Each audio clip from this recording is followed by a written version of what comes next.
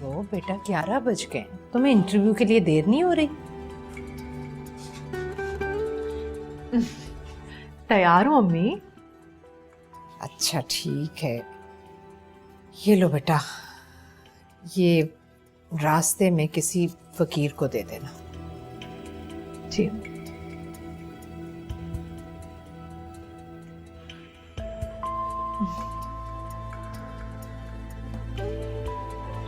जीती रहो, जाओ बेटा, अल्लाह तुम्हें अपने अमान में रखे। खुदा हाफिज़ अम्मी। खुदा हाफिज बेटा, जाओ। और हाँ, अपनी दादी से मिलती जाना। जी। अच्छा। ओहो, सारे कमरे में कपड़े।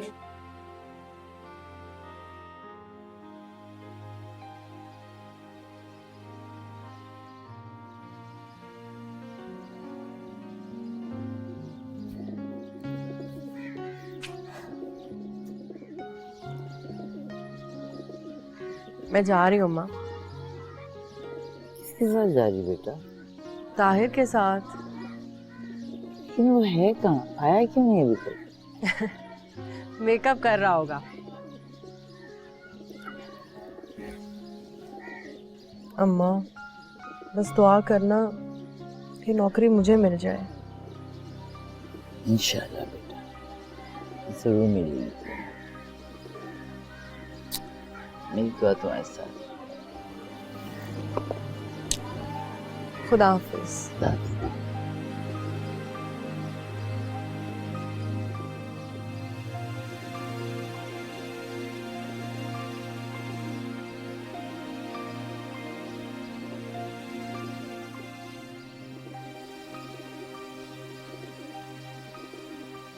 अम्मा, क्या हुआ?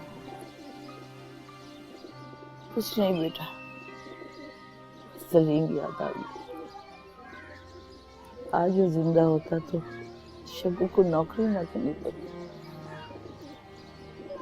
हाँ माँ, आप तो जानती हैं, सलीम की बीमारी की वजह से शगु के 5 साल ज़ाया हो गए और वो डॉक्टर ना बन सकी। सलीम की भी तो यही ख्वाहिश थी, लेकिन अम्मा अब किस्मत के साथ कैसे लड़ा जा सकता है? बेटा तुमने तो बहुत कोशिश की, अब उसके नसीब में नर्स बनना था तो तुम क्या कर सकती? तो डॉक्टर बनकर भी खिदमत करती, अब नर्स बनकर भी वो बिलखते हुए इंसानों की खिदमत करेगी।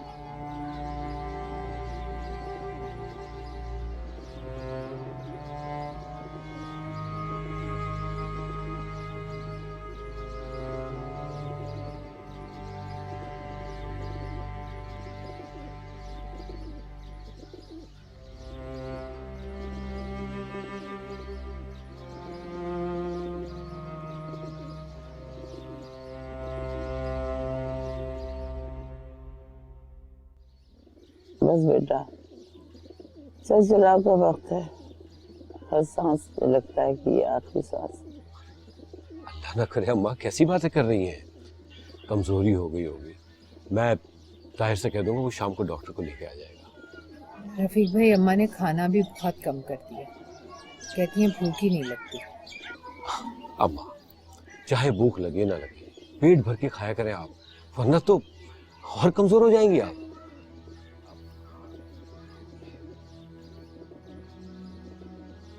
ये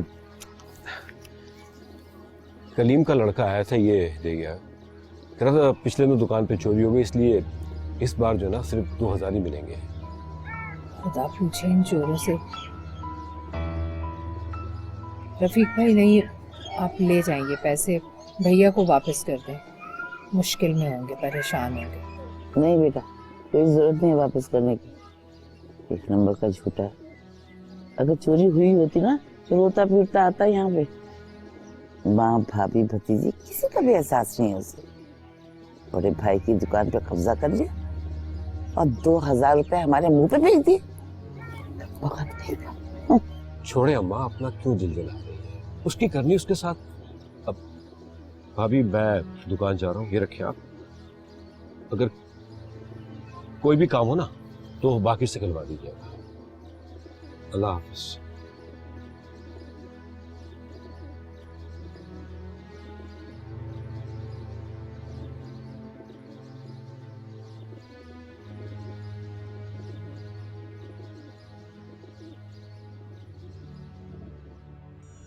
हर किसी को दुकान नजर आती है, ये नजर नहीं आता कि कितनी जान मारी है मैंने और मेरी औलाद ने, कितनी मेहनत से पढ़ाया उसे। वरना सलीम भाई की जिंदगी में 10,000 का माल नहीं था दुकान में। लेकिन भैया दुकान तो सलीम भाई की है, उनकी नागहानी मौत ने आपको ये मौका दिया है। तब महीने के महीने पैसे भी भिजवाता हूँ भाभी को और अम्मा को, ये नजर नहीं आता किसी को। वैसे भैया अब तो आप हर महीने पैसे कम करते जा रहे हो, इस दफा भी आपने सिर्फ 2,000 रुपए भिजवाए। अब खुद सोचो 2,000 रुपए में भला पूरा महीना कैसे गुजारा करेंगे वो? जो उनका हक है मैं वो दे रहा हूँ। 70,000 की चोरी हुई है दुकान में, उसका भुगतान भी तो मुझी को भुगतना पड़ेगा ना। तो अम्मा को जाकर बताओ ना, मेरे सामने सफाइयाँ पेश करने की कोई जरूरत नहीं है, मैं कुछ नहीं कर सकती। अम्मा तो कुछ सुनती ही नहीं है, उन्हें तो जैसे भाभी ने तावीज घोल के पिला दिया। कैसी बातें कर रहा हूँ कलीम भाई, भाभी ने अम्मा की जितनी खिदमत की है ना, हम भी नहीं कर सकते थे, जबकि हम उनकी सगी औलादे हैं। मैं 2,000 से ज्यादा नहीं दे सकता, और ये बात मैं अम्मा को भी बोल दूंगा जाके।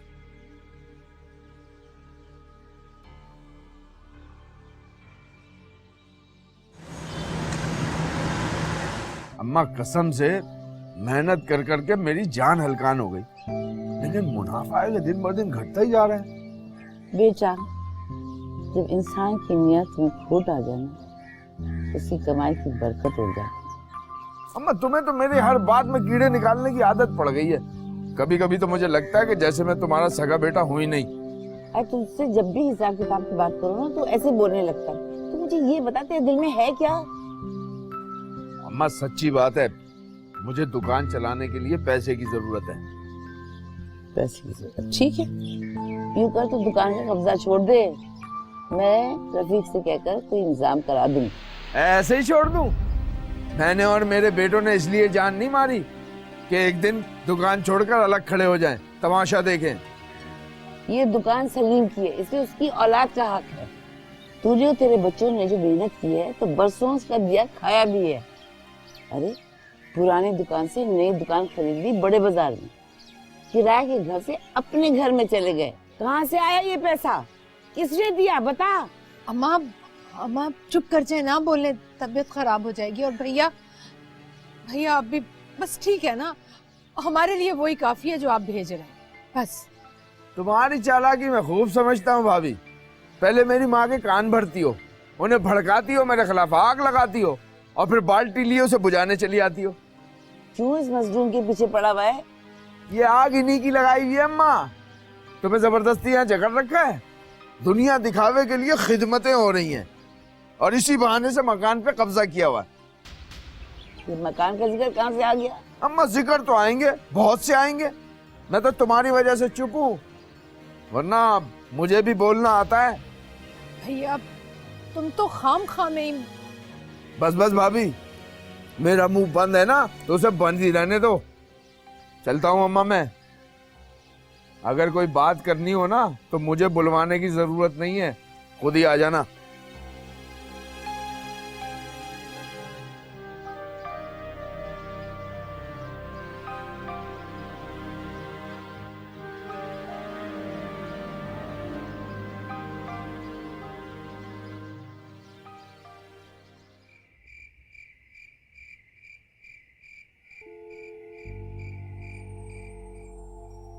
अम्मा और अम्मी कलीम चचा की बातों की वजह से बहुत उदास हैं। कलीम मामू बोलते भी तो कफन फाड़ कर है। उनको ख्याल ही नहीं रहता कि उनके लफ्जों के तीर किस तरह दिल पे जख्म कर देते हैं। बस किसी तरह ये हॉस्पिटल वाली जॉब मिल जाए ना, अम्मी को मना कर दूंगी कि कोई जरूरत नहीं चचा से पैसे लेने की। वो दुकान सलीम मामू की है शग्गो, तुम्हारे अब्बा की। कलीम मामू ने उस पे नाजायज कब्जा कर रखा है। हाँ ताहिर, इसीलिए तो कहती हूँ इंसान की सबसे बड़ी ताकत ही पैसा है। जिसके पास पैसा है ना, चाहे वो जुल्म और नाइंसाफी भी करे, कोई उसका कुछ नहीं बिगाड़ सकता। ठीक कहती हो तुम शको। हम भी बहुत पैसा कमाएंगे, हमारा भी घर होगा, महल जैसा। ये लंबी गाड़ी, नौकर चाकर, जेवर, हीरे जवाहरात, सोने से पीला कर दूंगा तुम्हें।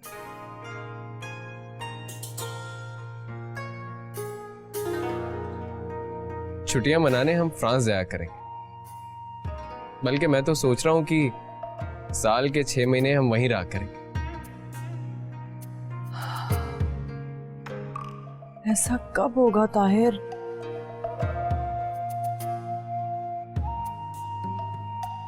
बहुत जल्द, बस मेरे एग्जाम्स खत्म हो जाए, उसके बाद बाहर जाने की तैयारी करता हूं। मेरे बगैर? तुम्हारे बगैर तो मैं सांस भी नहीं ले सकता। अच्छा सुनो ना, मेरी एक सहेली है मोना। नहीं, मोना को नहीं ले जा सकता। मैं मारूंगी तुम्हें। अच्छा सुनो ना, मोना ने डॉक्टर इफ्तिखार से शादी की है। डॉक्टर इफ्तिखार नेशनल हॉस्पिटल में होते हैं ना। गई भैंस पानी में, इतने अच्छे रोमांटिक सीन का बेड़ा गर्क कर दिया तुमने। अच्छा सुनो ना, अगर मोना से कह के डॉक्टर साहब की सिफारिश करवाई जाए ना, तो काम हो सकता है। हो तो सकता है, लेकिन उसके लिए मोना को फोन करना होगा, उसके घर जाना होगा। पर मेरे पास तो मोना का नंबर ही नहीं है। पर उसका पता है मेरे पास। तारिक रोड पर झील बाग के सामने वाला घर है। जबरदस्त, फिर तो काम हो गया। अभी चलें?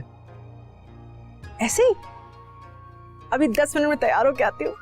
अरे ऐसे भी बहुत अच्छी लग रही है तुम।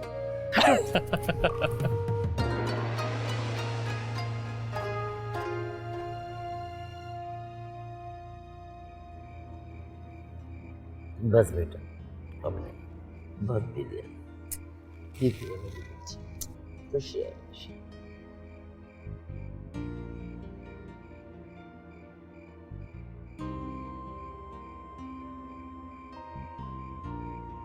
अस्सलामुअलैकुम। वालेकुम अस्सलाम। आपा बड़े दिनों बाद चक्कर लगाया। अरे भाई क्या किया जाए, घर के बखेड़ों से फुर्सत मिले तभी इंसान का आना जाना होता है ना। भैया ने बताया था कि अम्मा की तबीयत खराब है। अरे तेरी मियाँ की फैक्ट्रियाँ लग गई हैं जो इतना बाबेला में चाह रही है। अम्मा कभी तो आराम से बात कर लिया करो, हम यहाँ जली कटी सुनने के लिए तो नहीं आते ना। शाम को कलीम आया, अब तुम आ गई हो। ऐसी क्या बात है, इसको बताने में तुम्हारी हिम्मत नहीं हो रही है और बार बार चक्कर लगा रही हो। अरे अम्मा, हम औलाद हैं तुम्हारी, तुमसे मिलने भी नहीं आ सकते क्या? मेरी औलाद हो ना, मेरे पेट की औलाद हो ना, इसलिए मैं तुम्हारी खसरत अच्छी तरह जानती। क्या बताऊं अम्मा, बड़ी मुश्किलात में वक्त गुजर रहा है। सुल्तान का रिक्शा आए दिन खराब रहता है। अरे मेरा फैजान अगर नौकरी ना करे ना, तो 2 वक्त की भाभी रोटी भी नसीब ना हो। तुम्हारा मियाँ तो हमेशा से कम कमाता, लेकिन रफीक ने हजारों रुपए तुम्हें दिए और सलीम ने मरने से पहले तुम्हारी काफी मदद की। अब सारी जिंदगी का ठेका तो नहीं उठा रखा हमने। अम्मा इस तरह बेगानों वाली बातें क्यों करती हो? बेटी हूँ तुम्हारी, मेरे बच्चे भी तुम्हारे अपने हैं। तुम्हारे पास ही आऊंगी ना तुम मदद नहीं करोगी तो और कौन करेगा? अम्मा आपा ठीक कह रही। भाई मेरे पास तो कुछ नहीं है, ये भुड़िया है, हम जाके बाजार में बेचाओ, 30 रुपए मिले ले लेना। अरे अम्मा मैंने इस तरह तो नहीं बोला। वो भैया ने मुझे 1 लाख रुपए देने का कहा है। तो फिर दिया उसने? अम्मा वो पता है, भैया ये कह रहा था कि हाँ बोल ना, क्या कह रहा था? बोल रही हूँ अम्मा, वो भैया ये कह रहा था कि अम्मा से ये कहो कि देखो ना, ये जो मकान है इसको बेच के हमारे हिस्से हमें दे दे। देखो अम्मा, मुझे गलत ना समझो, अब मैं तो भैया ने जो कहा। अरे भाभी तुम भी तो कुछ बोलो ना, भला इसमें बुराई क्या है? ये कुछ नहीं बोलेगी, मुझसे बात करो तुम। शर्म नहीं आती तुम दोनों बहन भाइयों को?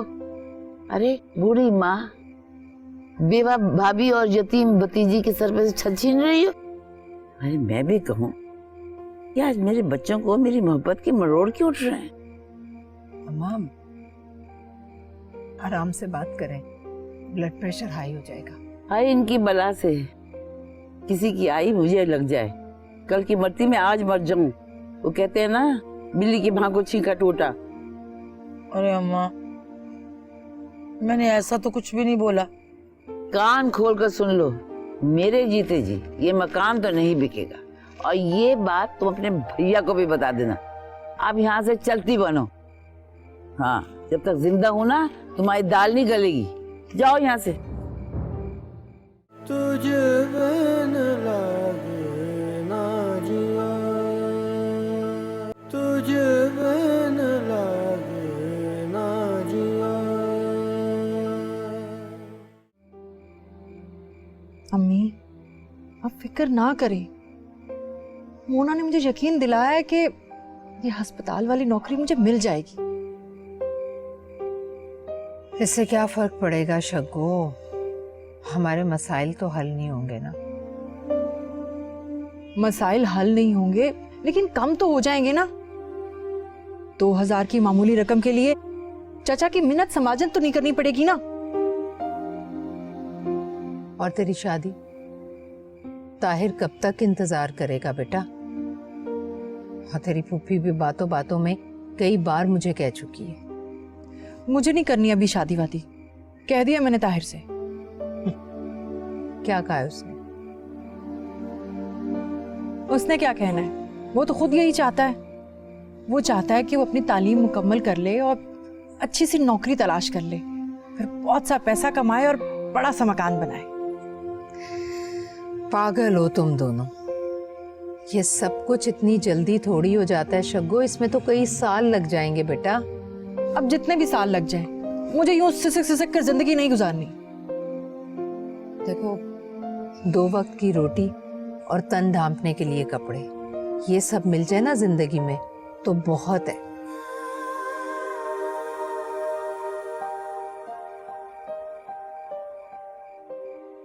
अम्मी जिंदगी 2 वक्त की रोटी और तन ढांपने को मुयस्सर चीथड़ों का नाम नहीं है।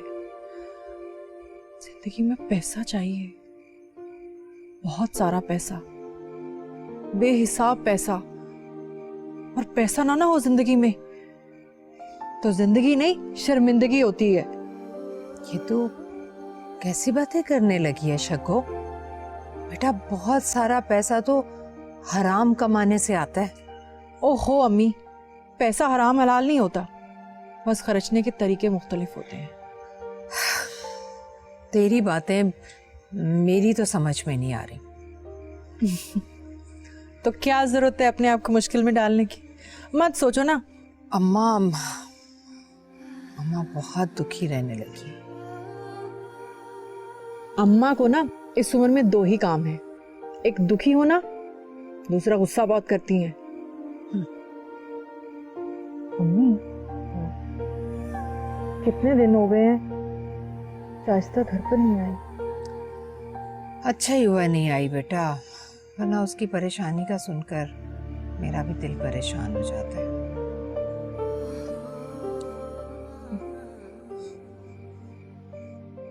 भाई को पता नहीं था हमारी 1:30 बजे छुट्टी होनी है। शग्गू को बाद में भी तो लेने जा सकते थे। वो शग्गू को इनकार नहीं कर सकते। गुलामी की भी हद होती है।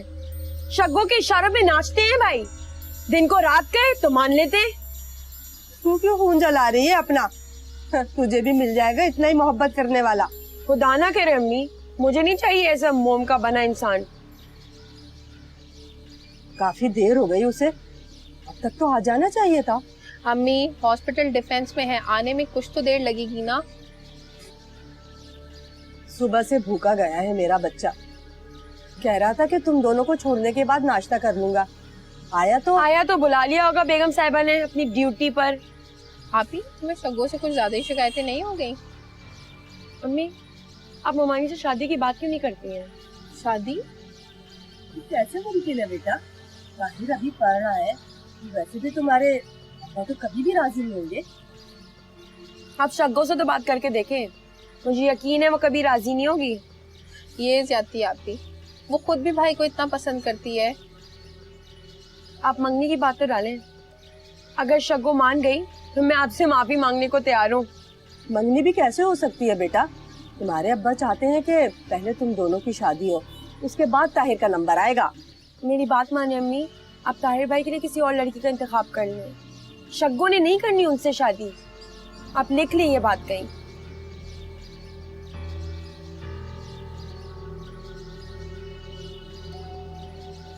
खाना खा फोन से।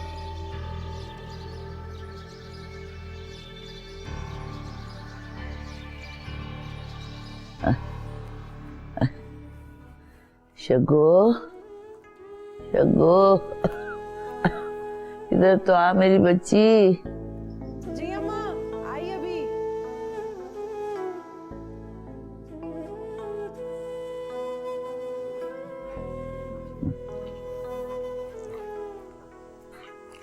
आ मेरे पास बैठ।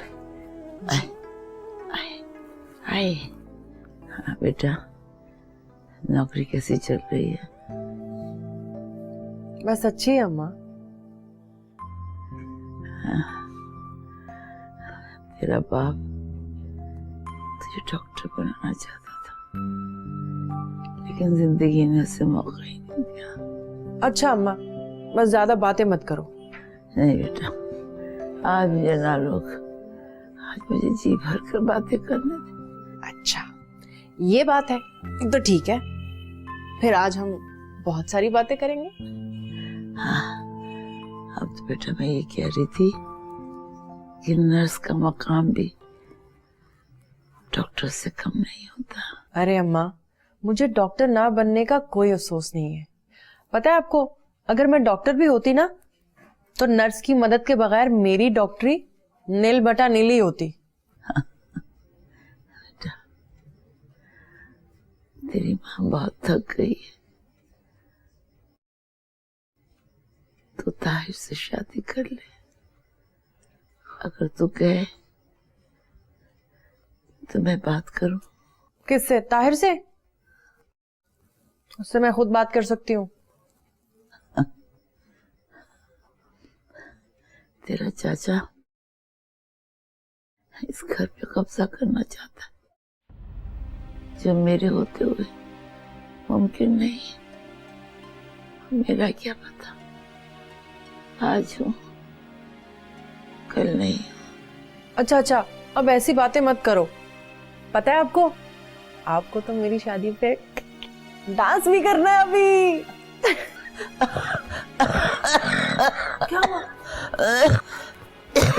दर्द, दर्द। वो बेटा, 2 दिन से तेरे दादा मेरे ख्वाब में आ रहे, बहुत नाराज है मेरे से। कह रहे हैं कि तुम्हें मेरा एहसास ही नहीं है, अपने बच्चों में मजे कर रही हो, और मैं यहाँ तुम्हारा इंतजार कर रहा हूँ। तकने दे उनको, राह करने दे इंतजार, हमें नहीं कहीं भेजना आपको। अम्मा,